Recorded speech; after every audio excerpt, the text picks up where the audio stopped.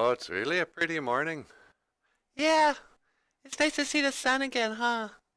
Yeah, it's gonna be another cold day though. It's a cold crust on the snow. That's what they call March. Yeah.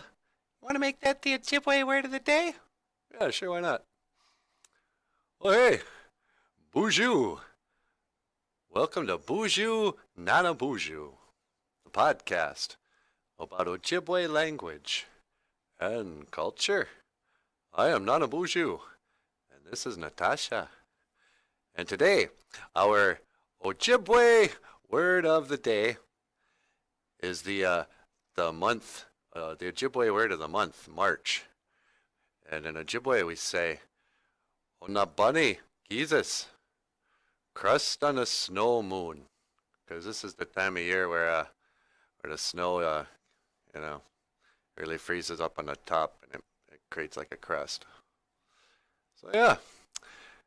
So anyway, it is the snow on a crust moon, Onaabani-Giizis.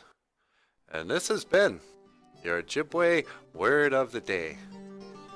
My name is Nana BOOZHOO, and this is Natasha. And I will see you again. Igawaba min, minowa, owa.